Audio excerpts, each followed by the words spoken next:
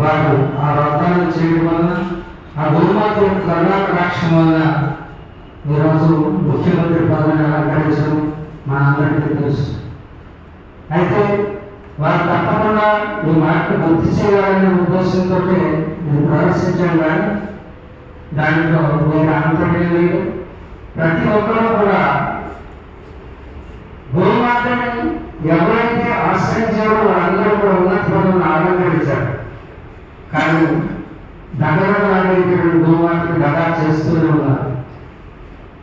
అధికార పీఠాన్ని ఇక్కడ ప్రతి ఒక్కరు కూడా వారు తెలియజేస్తున్నారు, కానీ గోమాతని నిర్లక్ష్యం చేస్తూ ఉన్నారు.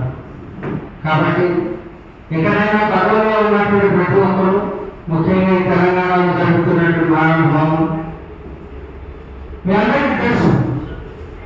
ప్రతి పాలకుడికి తెలుసు ఇక్కడ ఏం జరుగుతుందో.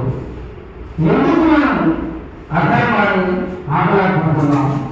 అధర్మం తెలిసినప్పటికీ ఎందుకు ఆటలాడుకుంటున్నాం?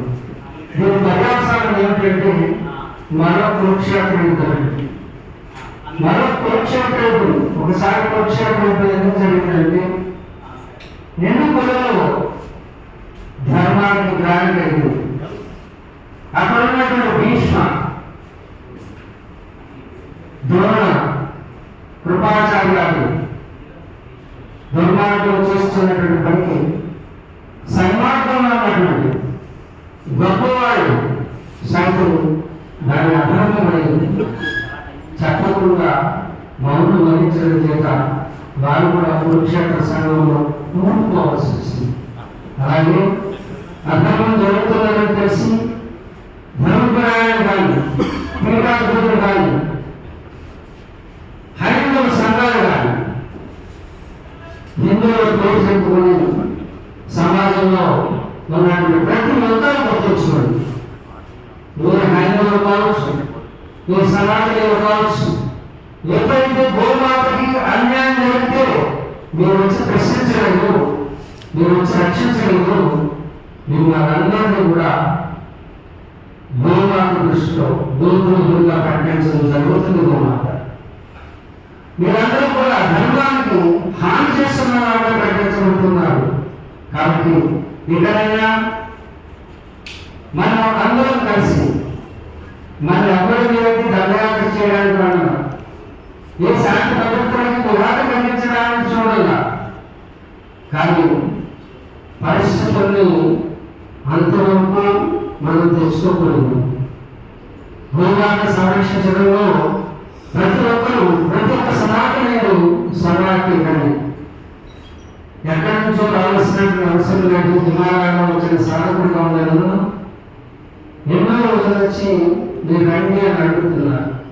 ఇక్కడున్నటువంటి పీఠాధిపతులు, ఇక్కడున్నటువంటి హిందూ సంఘాలన్నీ కూడా సంఘటితమైనప్పుడు ఎక్కడి నుంచో సాధకులు రావాల్సినటువంటి అవసరం లేదు. అంచేత ప్రతి ఒక్కరు కూడా వారి బాధ్యత గుర్తించి గోమాత సంరక్షణ అనేటటువంటి భూమాత సంరక్షణ, భూ సంరక్షణ లేనప్పుడు తప్పదు ప్రబోధిస్తుంది. మీరు పట్టుకున్నటువంటి ఆకాశ ఆంగాలు కూడా 2 సంవత్సరాలు కోల్పోతుంది. ఎందుకంటే గోమాత యొక్క శిక్ష, బాధ, వేదన, ఆవేదన ఇవన్నీ మిమ్మల్ని చుట్టుముడుతున్నాయి. పంచభూతాలు సహించలేకపోతున్నాయి, పంచభూతాలు ప్రకోపించబోతున్నాయి. రేపు ఈ 25వ సంవత్సరం నుంచి 27వ సంవత్సరంలో ప్రభుత్వాలు కనుక గోమాత సంరక్షణ విషయంలో జాగ్రత్తలు తీసుకోకపోతే ప్రభుత్వాలన్నీ కూడా అలంకరణకు గురవుతాయి, ప్రాకృతిక వైపరీత్యాలకు గురవుతాయి, ప్రభుత్వాలు మారుతాయి, అగ్ని ప్రమాదాలు వస్తాయి. అలాగే వాయువు నుంచి, నీటి నుంచి, అలాగే భూమి కనిపిస్తుంది. మీరు ఖచ్చితంగా చూస్తాడు, మీడియాను చూసుకోండి. జరగకపోతే నేను ప్రాణత్యాగానికి కూడా సిద్ధమవుతాను. అంతటి నా గోమాత యొక్క అది శాస్త్రం, గోమాత శాస్త్రం. నేనేం చెప్తున్నాను కాదు, నా విషయం కాదు. హిమాలయ సిద్ధాశ్రమంలో చర్చ జరుగుతున్నటువంటి విషయాన్ని తెలియజేస్తున్నాను. కాబట్టి ప్రభుత్వాలు చట్టాన్ని నమ్ముకొని మాకు రక్షణ దొరుకుతుందని ప్రజలను భావిస్తూ రక్షణను చేతులు పెట్టారు, పాలనను చేతులు పెట్టారు, న్యాయాన్ని చేతులు పెట్టారు. న్యాయం అన్యాయం అయిపోతుంది, శిక్షించాల్సిన రక్షిస్తూ ఉంటే రక్షించాల్సిన రక్షణ వ్యవస్థ అమాయకులను శిక్షిస్తూ ఉంటే, గోవు రక్షించడానికి వాళ్ళని దాడి చేస్తుంటే, వాళ్ళ అడ్రస్కి కేసులు పెడుతుంటే, దిగాయి కేసులు పెడుతుంటే దేవుని మీద వాళ్ళు ఎవరు చెప్పుకోవాలి? గోవు రక్షించడం న్యాయమా? ఈ భారతదేశంలో గోరక్షణ ఆదాయంగా ఏర్పడినటువంటి దేశం సనాతన ధర్మంలో ఎందరో చక్రవర్తులు గోవుని రఘువు దగ్గర నుంచి దిలీపుడు రఘువు నిరంతరం గోవును సంరక్షించే చక్రవర్తులుగా ఉన్నారు. వాళ్ళందరూ ఒక చక్రవర్తులుగా నిలబడి ఈనాటికి పేరు మనం చెప్పుకుంటున్నామంటే గోమాత సంరక్షణ మన గోమాతను సంరక్షించడం వల్ల ఎందరో శాపగ్రస్తులైన గోవుని హింసించినటువంటి వస్తువులు అష్టవస్తువులు కూడా శాపానికి గురయ్యారు. అలాగే గౌతముడు కూడా శాపానికి గురయ్యారు. మహత్సవాన్ని ఎంతో మంది ఋషులు గోవును సంరక్షించి ఈనాటి చరిత్రలో నిలిచిపోయారు. అందుకే పాల్గొన్నారా మీరందరూ కూడా గోరక్షణ చేసి చరిత్రలో ఉన్నతమైన వారిని ఎక్కువ ముందుకుంటారా, లేకపోతే చరిత్ర పిల్లలుగా వెళ్ళిపోతారో మీరు అందరూ కూడా నిర్ణయించుకోవాల్సిన అవసరం. అలాగే ఈరోజు యువతంతా కూడా ఇప్పటికే ఈ భారతీయ సనాతన సాంప్రదాయం వైపు ఆకర్షితులవుతున్నారు. దానికి కారణం అన్నింటిలో కూడా ప్రతి విషయంలో కూడా ఎంతో లోతైనటువంటి సాంకేతికమైనటువంటి దులను జోడించి మనం కథలు గమనించారు. మన ప్రజలు భూమిలో ఉన్నటువంటి పంచగవ్యాలు, ఈ పంచగవ్యాలు పంచభూతాల నుంచి వచ్చేటటువంటి రంగులను బ్యాలెన్స్ చేయడానికి పంచగవ్యాలు ఉపయోగపడతాయి. అనేక రకాలైనటువంటి రోగాలు, ఎన్ని రోగాలు ఉన్నాయి అన్ని రోగాలు తగ్గించడానికి అవసరమని చెప్తుంది పంచగవ్యాలు. ఈ పంచగవ్యాల మీద ఐఐటి స్టూడెంట్స్ అందరూ దృష్టి పెట్టండి. ఏదో రీసెర్చ్ చేయడం, అంతరిక్షంలో ప్రయాణానికి రీసెర్చ్ చేయండి, అంతరంగంలోకి ప్రయాణం చేయడానికి రీసెర్చ్ చేయండి. మీరు అంతరంగంలో ప్రయాణం చేస్తే అంతరంగంలో ఉన్నది కాబట్టి కేవలం అంతరిక్షం వైపు చూడండి. అంతరిక్షంలో వెళ్ళడానికి ఎంతో ఖర్చు, ఎన్నో ల్యాబొరేటరీలు ఎంతో ఖర్చు ఉంటుంది. కానీ అంతరంగంలో వెళ్ళడానికి ఖర్చు లేదు. కాబట్టి అంతరంగంలోకి వెళ్ళి ఈ విశ్వ రహస్యాన్ని తెలుసుకునేటటువంటి అవకాశం ఉంది. నేను యువతంతా కూడా ఆటవాటి దృష్టి సాగించండి. ఐఐటి చదివినటువంటి వాళ్ళు, పెద్ద పెద్ద యూనివర్సిటీలో చదువుతున్న వాళ్ళు పంచగవ్యాల మీద ఒక్కసారి ఫోకస్ చేయలేదు. మీకు ప్రపంచంలో లేనటువంటి అద్భుతమైనటువంటి రహస్యాలు బయటపడతాయి. అన్ని రోగాలకు సమాధానం ఒక యోగమని, గోమాత ఒక యోగమని, ఆ యోగాన్ని మనం పొందాలి. గోమాత తలుచుకుంటే మనకి ధర్మం అంటే ఏంటి, ఎలా అన్నది అది ఏర్పడుతుంది. గోమాత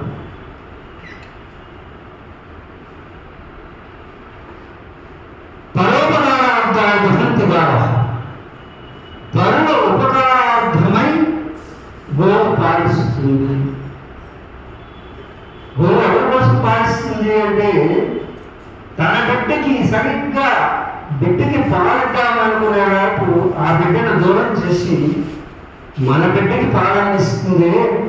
అందుకే ఈ తల్లికి, మన తల్లి కంటే మహాతల్లి గోమాత. తన యొక్క మూత్రం నుంచి ఎన్నో వ్యాధులను తగ్గించేటువంటి శక్తి కలిగి ఉంటుంది.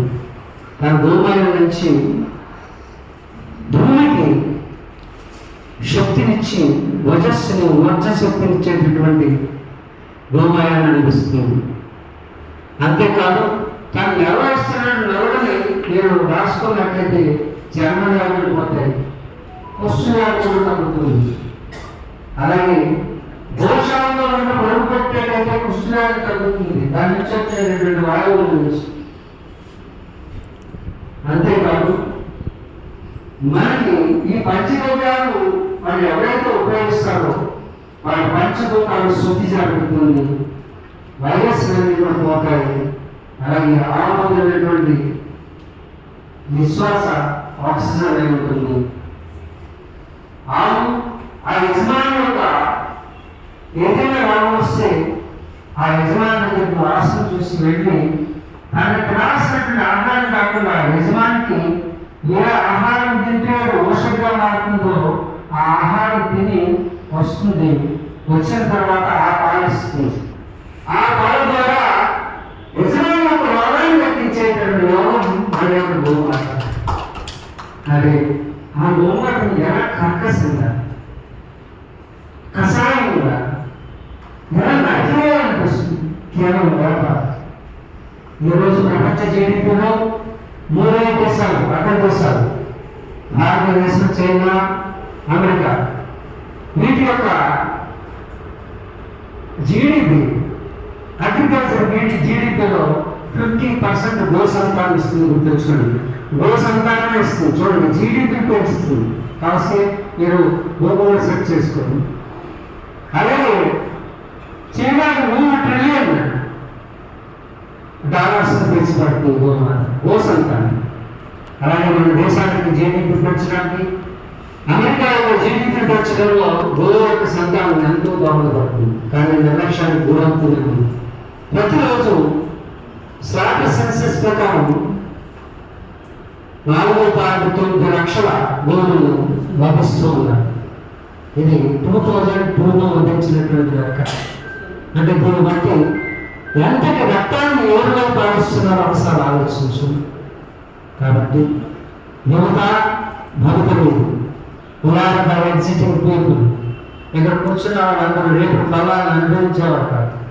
ఫలాల కోసం మేము బీజాన్ని నాటుతున్నాం, ఆ ఫలితాన్ని అనుభవించేవారు వీరు. కాబట్టి ఈ దేశంలో ఉన్నటువంటి ప్రతి యువత గోరక్షణకి కోరుకోవాలి. అలాగే ప్రతి పీఠాధిపతి ఈ సమావేశ సమావేశంలో మేమందరం కూడా నిర్ణయించుకున్నది, ప్రతి పీఠాధిపతి కూడా వారి యొక్క వచనాన్ని, వారి యొక్క బాణిని, వారి యొక్క వాడిని గోమాత వైపు ప్రసరింపజేయాలని, అలాగే టీవీగా కూర్చొని ప్రసంగించేటటువంటి ప్రవచనకారులు కూడా రేపటి నుంచి గోమాత మీద ఎక్కువగా ప్రవచనాలు చేయాలని, అలా చేయని వారు గోద్రోహులు, ధర్మద్రోహులుగానే ఎవరు ఎంతటి పెద్దవారైనా ఈ జనం అనుకునేటటువంటి ప్రమాదం ఉంది. కాబట్టి మీరందరూ కూడా దయచేసి ఒక ఉద్యమంలాగా ముందుకు తీసుకురావాలి. ఎవరో పరమతం వాళ్ళు పీకలు పెట్టేసి ఆ మాంసాన్ని భక్షిస్తుంటే అదే గోవు పేరు చెప్పుకొని ప్రదక్షిణలు చేయించి దక్షిణలు తీసుకునేటటువంటి వారు కూడా చెబుతున్నాను. గోమాతను సంరక్షించడం అనేటువంటి బాధ్యతను మీరు తీసుకోవాలి. అంతేగాని కేవలం గోమాత గురించి మాటలతో సరిపెట్టకుండా మనమందరం సంఘటనమై ప్రభుత్వానికి దగ్గరికి వెళ్ళి మనం అనుకున్నటువంటి ఆ యొక్క భోగాన్ని గోమాతకి తప్పకుండా భోగాన్ని కల్పించాలి. అలా కల్పించినాడు మనం అనుకున్నటువంటి లక్ష్యం నెరవేరుతుంది. కాబట్టి ప్రతి ఒక్కరు కూడా గోమాత సంరక్షణలో భాగస్వామ్యం కావాలని, అలాగే పెద్దలందరూ కూడా వారు కూడా ఎక్కువగా సమయం లేకుండా వారు ప్రసంగించాలని